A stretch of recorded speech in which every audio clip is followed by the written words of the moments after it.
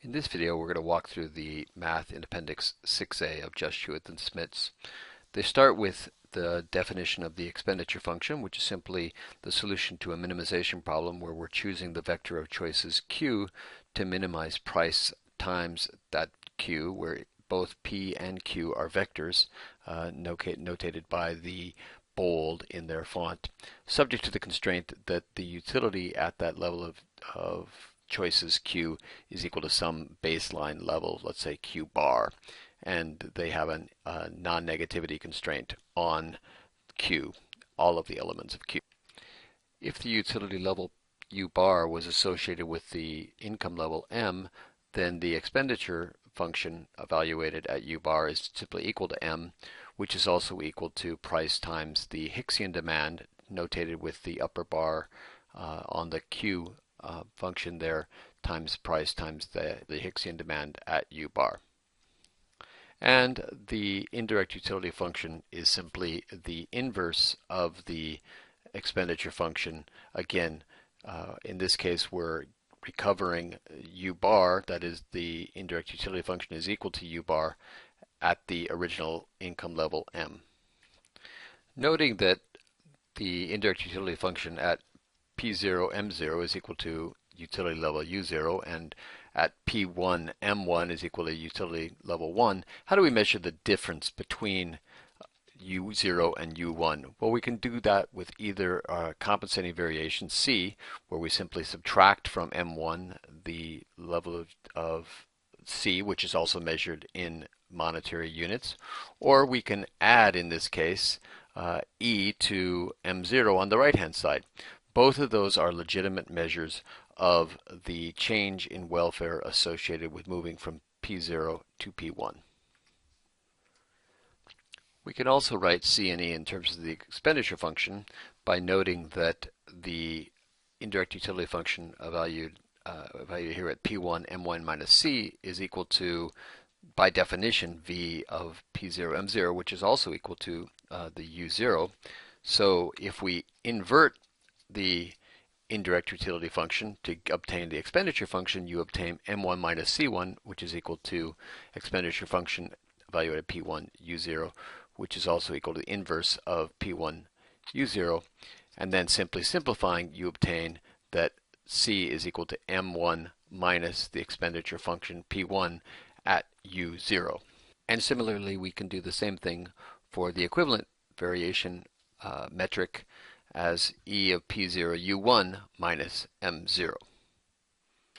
Note that the Hicksian demand function is simply equal to, or the expenditure function can be written in terms of the Hicksian demand function as shown here, and we could take the derivative of the expenditure function with respect to the vector P, and then using the product rule you obtain the Hicksian demand function Q bar plus P times the derivative of Q bar with respect to P.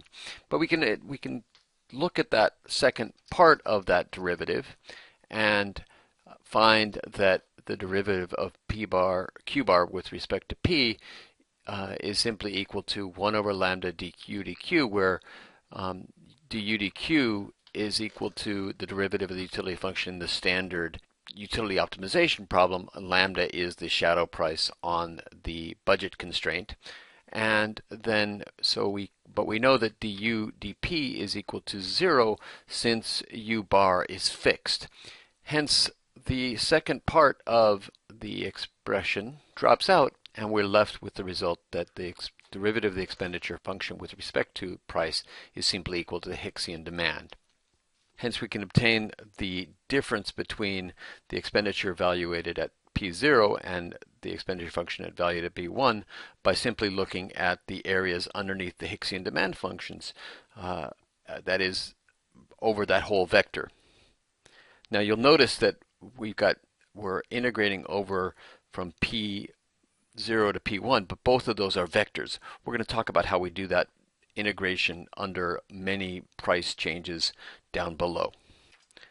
We said above that C, compensating variant, is simply equal to M1 minus expenditure function at P0 U0. Well, so let's add into the middle of that. We're just going to add 0 by adding or subtracting M0 and then adding expenditure at P0, U0, and the sum of those two terms is equal to 0, so we haven't done anything. But now we've got it written in a way that is easier to handle, and that is that C, compensating variation, is equal to the change in income, that is M1 minus M0, plus the change in the expenditure function, which, as we've shown above, can be found by integrating underneath the Hicksian demand functions. And as I said above, the line integral, that is the integral over a bunch of prices, is obtained as follows. First, you integrate under the first element, holding all of the other elements of the price vector at the original values P20, P30, etc. And then you move on to the next piece, that is, we now holding P1 at the new value, P11, and we integrate under P2, holding the remaining values at 0, at P30, P40, etc. And then we move to the next one and the next one and so on. And in this way you can integrate under as many changes in the price vector as we need to. You simply need to do it in the right piecemeal fashion. And just as with compensating variation, equivalent variation can be derived in the same way. We add 0 in here, and then we see that we can express the equivalent variation as a difference in the expenditure function plus a difference in income, which leads us to that expression right there, which is the line integral under the Hicksian demand functions plus the change in income. And as we did above, we can use a sum notation. In this case, I'm writing it a little bit more succinctly, where we're simply piecemeal, one at a time, integrating under each of those Hicksian demand functions, moving across the prices from 0 to 1 to 2, etc., as for each of the prices that change. We can now use 6.29 and 6.30 to figure out what's the difference between equivalent variation and compensating variation. The difference is going to be the difference between those line integrals, expressed here as the integral from the vector P0 to P1 of the Hicksian demand function evaluated at U0. That's the compensating variation part, minus the Hicksian demand function P for U1 for the equivalent variation part. And writing this in sum notation, we get to the point where we can think about these as little pieces where we're varying one price at a time for both the utility level U0 and the changed utility level U1. That is the compensating variation part and the equivalent variation part. So an interesting question is, when does equivalent variation and compensating variation, when are they both equal? And the question, of course, is when each element of that sum is equal to 0.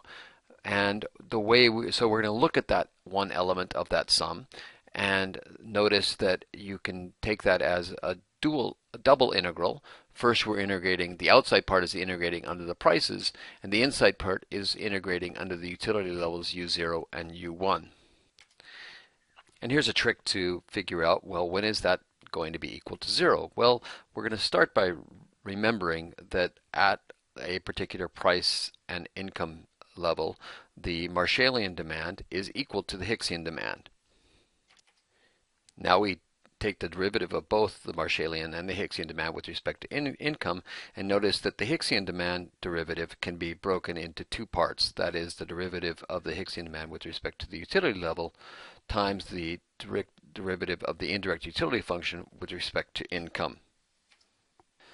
But the derivative of the indirect utility function with respect to income is clearly positive, so we can divide both sides by that, and we get the left-hand side is the derivative of the Hicksian demand function with respect to income is going to be equal to 0 only if the derivative of the Marshallian demand function with respect to income is also equal to 0.